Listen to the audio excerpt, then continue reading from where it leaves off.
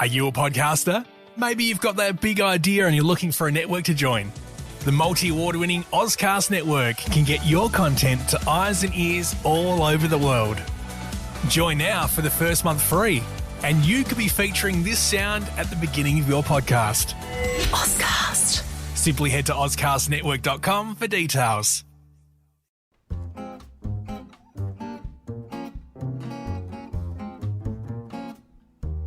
Reading transports me into a place outside of myself. Hello and welcome to Sundoku, the podcast for addicted readers, the type of people who take an emergency book with them everywhere they go. I go one further than that, Michaela. I can walk and read and only every so often fall on my face. Or bump into something. I'm Sarah Martin. And I'm Michaela Andreev. And I've had the most beautiful week. Surrounded by books, I popped into one of Adelaide's best independent bookshops, Mostly Books, opened in 1977. I got to sit there amongst the books and watch an absolute expert in action. The manager, Annie Waters, her clients would walk in and they would say to her, "What am I going to read, Annie?" And Annie would tell them what she was suggesting and they would just buy it on the spot. They trusted her to know their taste in books so well. It was just so impressive. So I had a lovely chat to her about what are the best-selling classics at Mostly Books. How long did it take you to extract yourself from that environment? Well, let's just say I didn't leave empty-handed. Annie is a very good saleswoman and my bookshelf is just now 2 books heavier. And what have you been up to this week, Sarah? I'm always curious about where stories come from and how characters are discovered and what grips an author to spend so much time with them, which is why I was so excited to speak with Corinne Ball.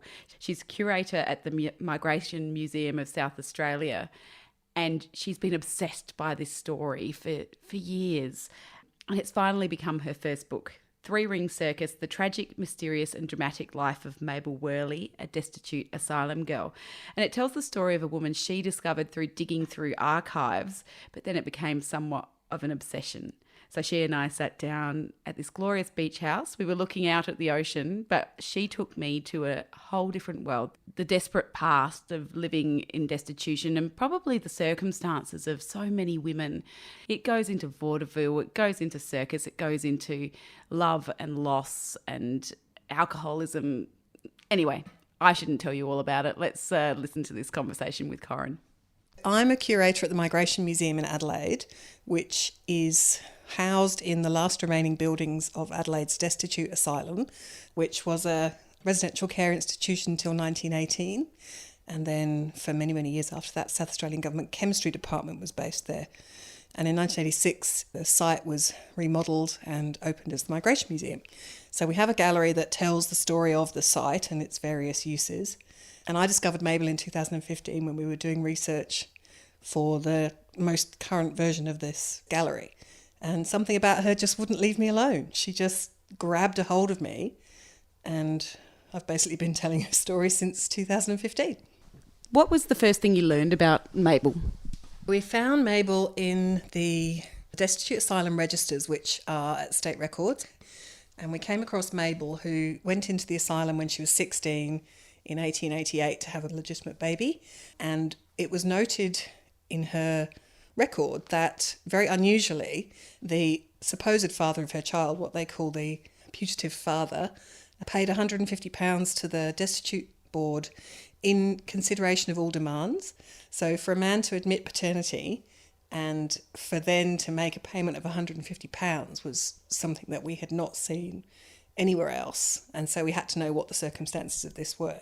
£150 would have been a bonanza of money at that time. Yeah, I think we worked out it's about 12 years of the foster care stipend. So it's basically the father's family, who are wealthy, paying off for the whole of the 12 years that the government will be taking care of that illegitimate child. This is when, for a woman to be pregnant, to be an unmarried woman, was just blasphemous. Yeah, Mabel, we love her because she's very naughty. She's one of our bad girls. So she is surrendered at 14 or 15 by her mother. Lots of working class children were surrendered by their parents for a variety of reasons. By this point, her father's been dead a couple of years. So her mother's on her own with several children. And so she surrenders Mabel as uncontrollable. And that usually means, in this context, sexually active. So Mabel's doing what Mabel wants to do. So she's sent to the girls' reformatory. And from there, she's sent out into service. And it's when she's in service at a wealthy family's estate up at Norton Summit that she comes back pregnant. What then happens? She has a child while she's at the destitute asylum? Yes, so she has her baby in the lying-in home, which if you visit the museum today is the 2-storey building. So she has her baby in November 1888, and she has this little girl who she calls Hillgrove, which is a very unusual name. It's usually a boy's name, and it's very rare even then. But the house that she was working at, where her baby daddy lives, and he's the heir, is called Grove Hill. That's Norton Summit. So for a long time, me and my colleague, the wonderful Dr. Nikki Sullivan, she had a much more cynical view of why Hillgrove was called Hillgrove than I did. She thought it was a big middle finger from Mabel to the Giles family, but I take a slightly more romantic view of it, and I do wonder if there was genuinely a loving relationship between her and the young man of the house, who's the putative father of her baby. And I think one of the reasons that the Giles family pay off the Destitute Board and State Children's Council is because when he is 21 in a couple of years' time, he will inherit the entire estate. So it's a payoff to make sure that this illegitimate child from the heir is not anywhere in the running. That's my theory. And that maybe the lady that he had made eyes at is also nowhere around. Yes, absolutely. And I've got no evidence that they ever have anything to do with each other again. Although he does take a very long time to marry. So, I don't know. I like to think there's something going on. Nikki has this idea that, no, it's just this big middle finger. It's, it's probably a bit of both. And then when we looked further, we found out that Mabel had had her daughter taken away from her because she was still a state child. She was under 18 when her daughter was born. And so she had to go back to the reformatory, and her child went out to foster, and she spends some time trying to get her child back. She is living in the city after she's finished at the reformatory, and her brother accuses her of being a prostitute. He writes a letter to the State Children's Council and says, "You'll find my sister in bed with someone," and her daughter is not with her. Her daughter is, farmed out. And they go around and they do a welfare check. And indeed, Mabel is in bed with a young man in the middle of the day. Yes, so what's she up to? I don't know. They don't say, but they basically go and take the child back from who she's been fostered with. And then Mabel has to write letter after letter begging the State Children's Department for her child back. Was that fostering of child, again, a fairly common practice for poor women? Yeah, very, very common. So in South Australia, basically by the time Hillgrove is born, the State Children's Council, which is the childcare arm of the government, it's what later becomes Department of Child Protection, they basically have the power to remove children if they're either, living rough, or they're deemed to be in danger in some way, or they're surrendered by their parents as uncontrollable, or they've committed petty theft, etc. And any children who are born in that system are automatically state children. So in the lying-in home alone, there's 1,678 babies born between 1880 and 1909. So that's a lot of babies. There are literally thousands of people who were born in the asylum and whose families are touched by being removed, being in care. And that's an experience that, is right up to the modern day. It's much more common than you might think. There was a lot of worry in this late part of the 19th century about what was called baby farming, which was never really a big thing here in South Australia, but it was interstate and very much was overseas. Baby farming is basically where poor women pay foster mothers to look after their children so that they can go away to work. So it's quite common practice. And then the babies are neglected by the foster mother, who just keeps on claiming the stipend even though the baby is dead. So it's about protecting children from cruelty and exploitation, but of course it's only poor working class women who have their children monitored in this way. Yeah, it's very class-based and all this sort of stuff, but it was never spoken about. We get inquiries from people, whose family member was born at the asylum, or whose, grandmother or great-grandmother or whatever, and constantly they say, we were never told, we were told never to ask. It was a big secret. Mabel did eventually find a way to reunite with her daughter, though, didn't she? She did, yes. She's nothing if not wily.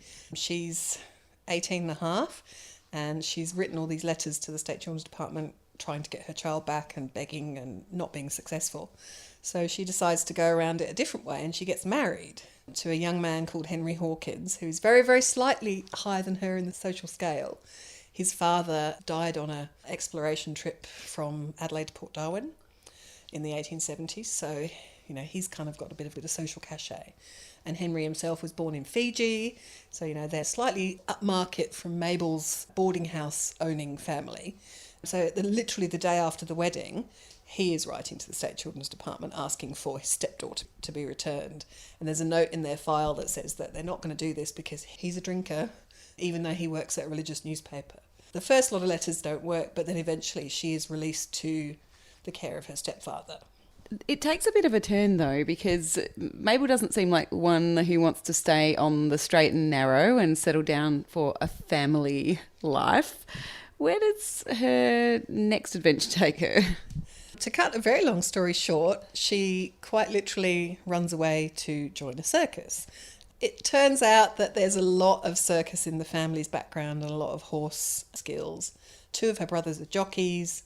Her favourite brother, Frank, is the one who actually has trained with a circus in his teenage years. And in the very late part of the 19th century, so we're talking mid-1890s, he starts a small circus, which I'm fairly certain he inherits from their uncle, who had previously had a travelling athletics show. And Mabel and her daughter, and not her husband, who goes off to Western Australia, join up with Frank, and they're travelling around country South Australia and country Victoria as the century is turning, and then they basically disappear off the face of the earth. That's it. 1899, they tell the State Children's Department they're moving to Melbourne, and they disappear. Now, for you as a researcher who suddenly goes, oh my goodness, I've lost the trail of this woman I'm quite heavily invested in now, what's that moment like? It was really frustrating and took me 5 years to come through that. I have spent hundreds and hundreds of hours looking, because we knew that they'd left the colony, then later the state after 1901 and Federation. We knew that there was already a family propensity for changing names, and they had a stage name, which was Barton. That was the name of her brother's circus. I found that her daughter had already been performing under a different name. So all of these different names, trying to track them, not just in South Australia, they could be literally anywhere in Australia, in fact, further than Australia. It took me a long time to unpick it, and for a long time I just bashed my head against a wall. And then lockdown came along. It's a pretty amazing opportunity to stop and really dig into making sense of something. What did you do to lay it all out for yourself? A couple of years ago, I had found Mabel's Victorian state criminal record from 1905 on and off until her death in 1937. So we knew that she'd been a very, very bad girl, mostly under her assumed name of Barton, but also under her second husband's name of Madden. But we didn't really know kind of what happened to set her on that path. And the criminal record is just this huge ledger page with red and black ink scrawled over itself. You know, there's literally 50 or 60 convictions in tiny, tiny little handwriting. A huge mess of dates and different police courts and different venues and different sentences and different fines. It was just overwhelming at that point. And then during lockdown, I was like, I'm going to get all this in one place. I'm going to do a spreadsheet and make it all make sense. And so I transcribed all of these, 40, 50 offences and started plotting the times between them and how long she was out and where she was moving from, around the different suburbs of Melbourne, and realised that there was patterns. There was patterns in her names that she was using. There were gaps between offences which, as she got older, were getting shorter and shorter and shorter and shorter. So it was clear that she was on this downward trajectory. And the names was really the thing that brought it all together. But basically it turned out that she was using one particular name very early in the piece, and then she stops using it entirely. And I scratched my head for a bit and had to think about that. And then had the final brainwave to look for that name associated with her brother's circus. And that revealed many, many things to me. So she clearly had this ongoing connection to her brothers. Yes. but she was also heavily troubled. What kind of criminal offences were they? Is it public drunkenness and things like that? Yeah. She starts off a little bit of public drunkenness and she pays a fine or she skips out. And then in 1905, she gets 4 years hard labour as an accessory to larceny. So she's clearly by that point not with the circus, they're elsewhere. So there's been some kind of rupture between her and her brothers and her daughter, who stays with the brothers' circus. And yeah, she gets 4 years hard labour. And that really signals a change in her life.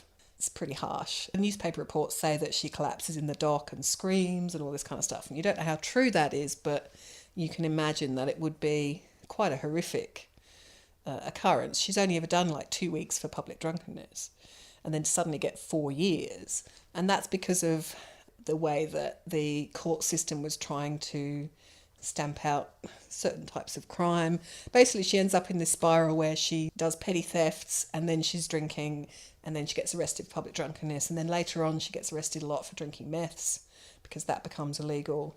And then later she starts to be at the pointy end of anti-drinking inebriate legislation. So she spends some time in what are called inebriate homes, but they're basically prison.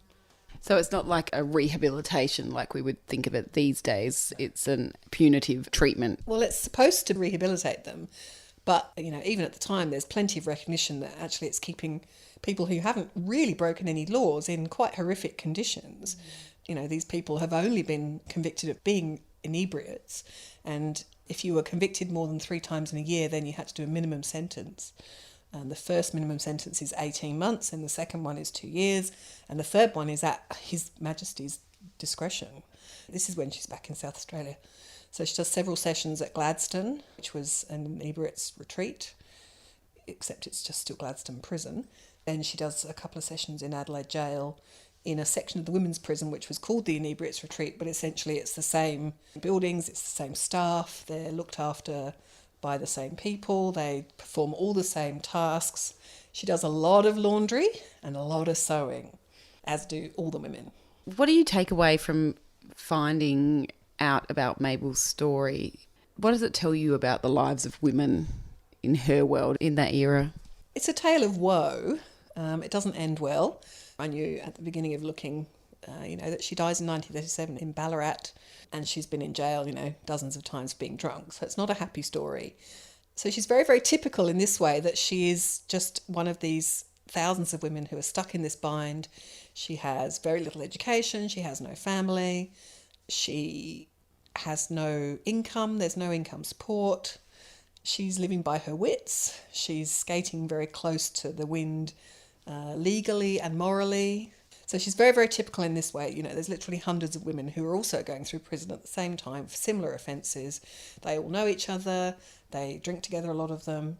And she actually maintains correspondence with some of them.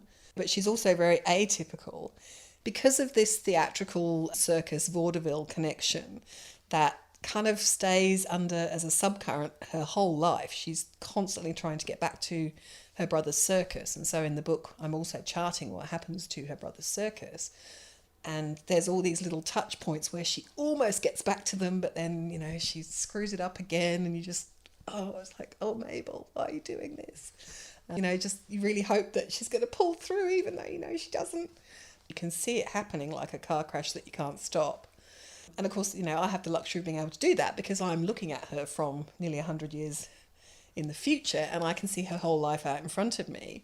But when you look in much further depth, you can see that she's just trying as best she can. She lives by her wits. She puts on accents to avoid being arrested. She pretends that she's from one place when she's actually from another place, or that she's just got off a boat, even though she's not just got off a boat. She does a little mini jailbreak of her own from Port Lincoln Prison in 1913, just pushes some boxes against a wall and climbs over a shed. She's caught an hour later because by that point she's addicted to meths and she's desperate for a drink. So she has the DTs.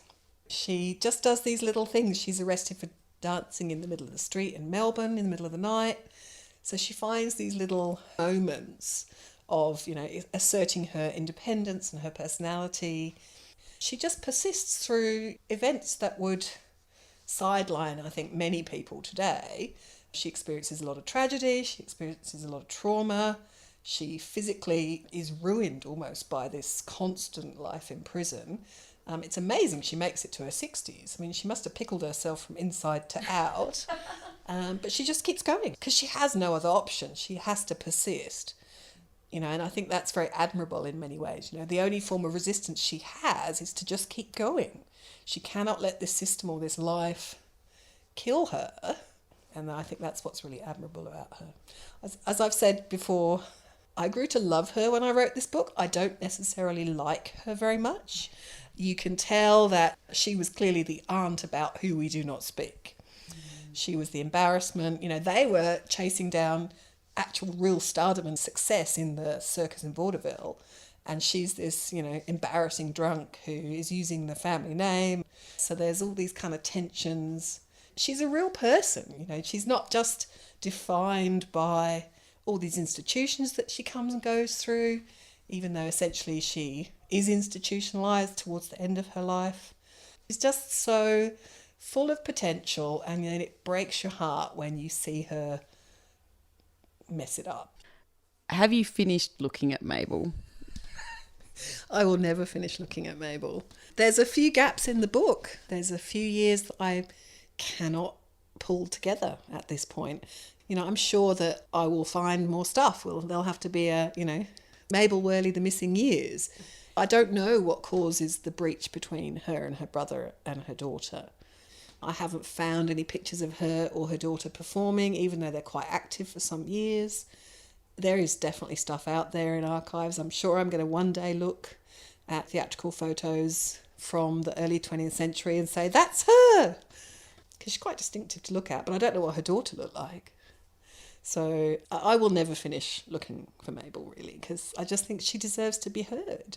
And all the women like her, who she did years and years of incarceration with, they all deserve to be heard. Well, Corinne Ball, thank you for sharing the story of Mabel Worley and Three-Ring Circus, and I'm sure everyone's pretty keen to fill those dots in that you've left in this conversation, so I appreciate your time. Thank you so much. And if that's got you curious, pick up Three-Ring Circus, The Magic, Mysterious and Dramatic Life of Mabel Worley, a Destitute Asylum Girl by Corinne Ball. It's published by Australian Scholarly Publishing.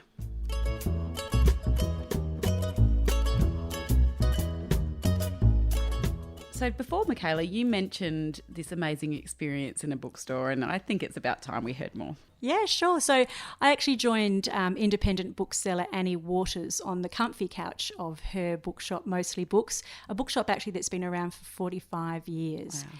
And we just sat down to talk about classic books and what are the perennial sellers for her. So it's quite interesting what she reveals. What do you think, Sarah, would be the best-selling classic book in an independent bookshop? Are you a podcaster? Maybe you've got that big idea and you're looking for a network to join. The multi-award-winning Ozcast network can get your content to eyes and ears all over the world. Join now for the first month free, and you could be featuring this sound at the beginning of your podcast. Ozcast. Simply head to ozcastnetwork.com for details. Oh, you'd struggle to go past the sort of Tolkien's or, those kind of classics. Sure. Well, let's find out the answer from Annie now. I don't think it'll shock anyone to hear that it's 1984 by George Orwell. So that is a perennial favourite of ours, closely followed by another of his titles, Animal Farm, as well as The Plague by Albert Camus, and Lord of the Flies. Oh, they're all dystopian tales. So I don't know whether that reflects the times that we're living through or just the fact that they're all quality books that really talk to lots of issues that are relevant for all kind of generations. Yeah. And then some others that I note going down the list, we've got The Catcher in the Rye, which is one of my favourites by J.D. Salinger, and To Kill a Mockingbird by Harper Lee. So I think you've got a whole mix of books there. I think often they'd probably be split between younger readers and adults rereading them or perhaps finding them for the first time. Yep. There's lots of interesting ones, and probably the only other notable one from there is The Handmaid's Tale by Margaret Atwood, which we put in classics, but it's one of those kind of modern classics which had obviously a huge revival in 2018 or 19 when the TV series came out. And then with the dystopian world that we're living through, it seems to have relevance as well, ongoing. Have you got a classic that you go back to from time to time? I'm not much of a rereader. Yeah. But one I've reread recently in the last year or two is Orlando by Virginia Woolf, and I really loved it. And Fantastic. I think I often don't reread because I think I'll remember what happened. And even though I did remember what happened, I think the joy of that book is in the writing and the skill of the description, and then the joy in the kind of flipping and flopping throughout time and gender. And I really loved it, and I probably will go back to that one again. Funnily enough, a classic we discussed just recently with a couple of our academics, Lisa Bennett and Kylie Cardell, was Mrs. Dalloway by Virginia Woolf, and that was their all-time favourite classic for both of them. So it is amazing. It's a beautiful book. My co-owner, Charmaine Power, is thinking about starting a Virginia Woolf book club this year. Nice idea. We're going to, over the course of a year, read, I think she's got 21 books and novels. So we're going to read 1 or 2 a month and discuss them. And are there any children's books that are just perennials that just keep selling? Yeah, absolutely. I mean, in terms of for older children, I've pulled out The Lion, the Witch and the Wardrobe, so the whole Narnia series just sells and sells and sells, I think, because it's magical. Yeah. And then Charlotte's Web is a real classic. Of course, that I think often is a favourite among adults, reading it to the child more so than the child themselves at that young age, because there's a lot of emotion in there that I think goes over the kids' heads sometimes. So I often hear stories of parents who come in and they say, I was weeping on the last page and my child was just staring at me being like, what are you talking about? But that one is just gorgeous. And then Pippi Longstocking as well. We've got a really beautiful illustrated edition of that, and I often recommend that to parents of younger children who want to sit and listen to a longer story but perhaps aren't up to a novel. And what about the books that aren't necessarily a classic but you just would not be out of stock because there's always a demand from them, from any genre? What comes to mind? I mean, there's lots. I think when it comes to bookselling, it's often the ones that I can hand sell most easily or that fill a real gap. So there's quite a few comfort reads. I've pulled some off the Guernsey Literary Potato Peel Pie Society. I haven't read that one. What happens there? Oh my gosh. Oh, you have to read it. It's such a lovely warm hug of a book. I recommend it to anyone, especially if you're buying for your mum or your aunt or someone who just wants a really gentle read. It's set during World War II on the island of Guernsey, and it's about a woman who's been in correspondence with the people of the island while they've been occupied by the Nazis, and now that the war is over, she's out of a job because the men have come back, and she visits the island and kind of meets some of the people that she's been corresponding with, and it all happens through letters, so it's epistolary, and it happens very gently, but she forms a relationship with these people. And the Guernsey Literary Potato Peel Pie Society was a way for the inhabitants of the island to meet in secret with this ostensible book club to talk about the occupation while the Nazis were there. It's just gorgeous, good historical fiction. So it's all about friendship. Friendship and love and history and, following your heart. Wonderful. It's just gorgeous. Another one that I recommend for just I've never had anyone come back and complain about this book, is The Last Painting of Sarah de Vos by Dominic Smith. Tell us about that one. So this one came out a few years ago and it's set over 3 time frames. There's a woman painter, a Dutch painter in the 1700s, and because she's a woman, only one of her paintings survives to the present day. And then in the present day, 1950s New York, there's an Australian woman who's there as a student, and she's painting in her tiny little garret, and someone asks her to forge the painting, and she does, and takes some money and doesn't ask too many questions. And then in 2015 in Sydney, the same woman is working as the head of a gallery, and both versions of the painting are coming to the gallery. So she needs to find out which is the real painting and try and outwit and avoid the consequences of her own actions. And all 3 timelines are written really skillfully. Yeah. It's really pacey read, but also you care about the characters, and it's just a very enjoyable read. Yeah. So that's never off the shelf. And one of my all-time favourites as well is Do Not Say We Have Nothing by Madeleine Tien, which was long-listed or shortlisted for the Booker Prize maybe 5 years ago. Yeah, tell us about that one. Set in over the time of the Communist Revolution in China, and it's about one big sprawling family who have many offshoots. But you open the story with a young woman in Canada who is visited by her cousin, who then disappears. Her father has also disappeared, and so she decides to go back to China and try and find him. And then you jump back through time 100 years and see the whole evolution of the Cultural Revolution and the way that it kept oppressing the people of China more and more incrementally. They're a musical family, so there's a lot of music that runs through it, especially Shostakovich and Prokofiev and all of these really, I didn't realise, revolutionary musicians. And so there's a real soundtrack to the book. Yeah, and it's about connection and community and the legacy that you want to leave, and I guess the weight of decisions that you take during really difficult times, and the way that you can never know what you would do if you were faced with that kind of regime, and how you would act, and people act in really strange and bizarre and beautiful ways. Well, they are three incredible stories. I can see why you keep them in stock, and why people keep coming up for more, and because you sell them so well. It's funny. I have this patter down now as well, so they're always really easy ones to go to. So it must be hard if you're a book lover and you're a bookseller and you've got every book here at your fingertips. What's your favourite book? I am really bad at favourites, but I have recent favourites. So I like to kind of compartmentalise things in my head. So probably my favourite book that I read last year was, actually it's a book called Assembly by Natasha Brown, which is a tiny little excoriating novel of about 100 pages. And it's a black woman in London who ostensibly has it all, but over the course of a weekend she decides whether she wants to tear her life apart. And it is part novel, part essay, part poetry, and the ideas in it and the sentences really shake you up. I finished it and started it immediately again and absolutely loved it. So that was my favourite of last year. And then my favourite contender for this year is probably a book called Tomorrow and Tomorrow and Tomorrow by Gabrielle Zevin, which hasn't come out yet. It's coming out in August. You get to see advanced copies as a bookseller, don't you? One of the great joys as a bookseller is getting proof copies or advanced reading copies. So I finished that last week, and it's just my favourite kind of book. It's about people and relationships and really detailed, realistic characters that you can just absolutely, totally believe in, but also in really interesting and convoluted scenarios. So in this book, there's two young people who meet in a hospital when they're about 10 and 11.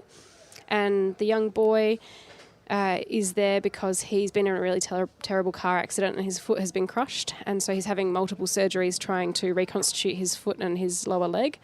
And then there's a young girl who he meets in the games room of this hospital, who's there with her sister who's got leukemia. And so she's bored out of her brain and feeling a bit neglected by her parents because they're focusing obviously all their attention on the sick child. And they spend a lot of time in hospital, and so these two children play a lot of games, video games, in this games room together, and then they grow up and they make games together.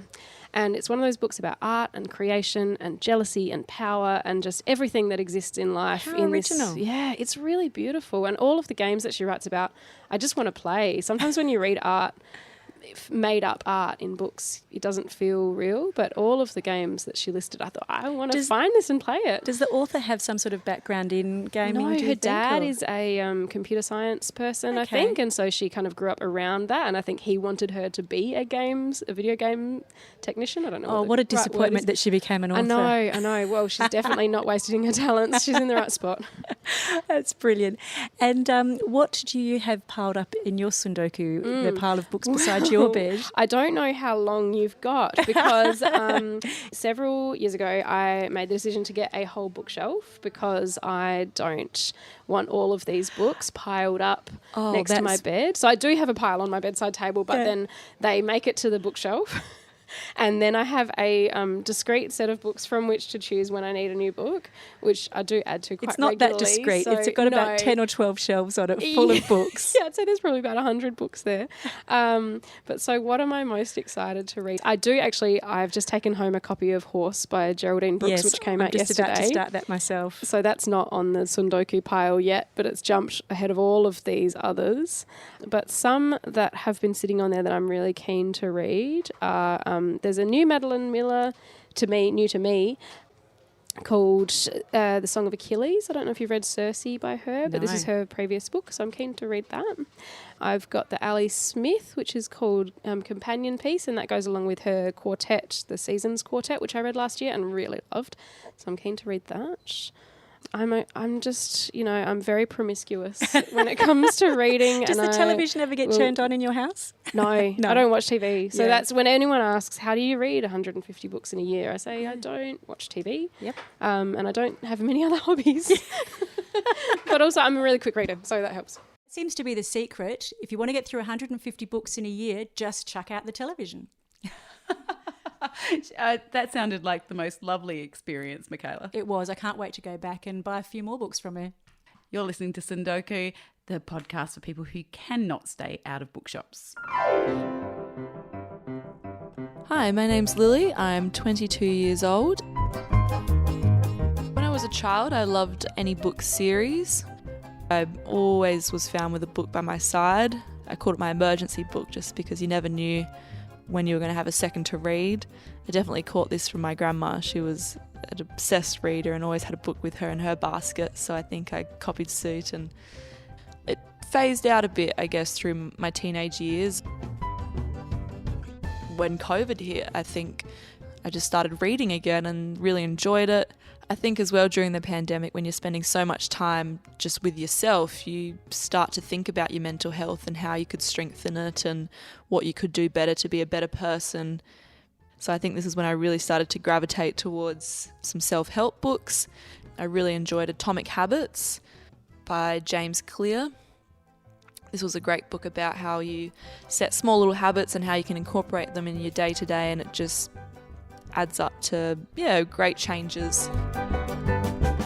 So the books that I currently have on my to-read list, a non-fiction one, which is called Stolen Focus by Johann Hari, and it's all about how this generation can't pay attention, and he thinks that it's not the generation's fault. He says there's a lot of things at play, stealing away one's focus, and he has some tips on how to keep it on track. So I'm really interested to read that one. Currently finishing off a book called A Court of Thorns and Roses by Sarah J. Maas. I think any 22-year-old at the moment is reading this series and falling deeply in love with it. This book followed the journey of a mortal person into a fairy kingdom and had a lot of romance within it and was actually surprisingly enjoyable. I've got a friend's birthday coming up, and she's asked her friends to, as a present, all provide their favourite book and write a little message in the front page as to why it's their favourite and why they think she would like it. And I think that's just a really nice idea for a gift. I think some people think we might be the generation that's had our focus stolen and that we're obsessed with our phones and technology, and books should be audiobooks and not hard copy anymore. But what I'm seeing through my friends and myself is that that's not the case, and we love books and always will. On Sundoku, we love hearing about your reading habits. It makes us feel better about our own.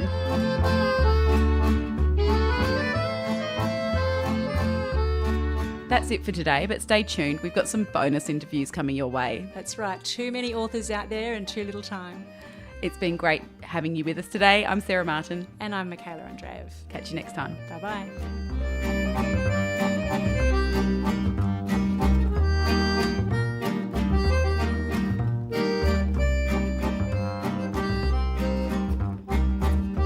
This podcast is produced by 4 book addicts who are refusing treatment. Annie Hastwell, Kath Keneally, Sarah Martin, and me, Michaela Andreev. Our thanks to composer Quincy Grant for the music. And if you want to know more about the books, the authors, or the music featured in this episode, check out the show notes. You can find us on Facebook and Instagram at SundokuCast. That's TSUNDOKU cast.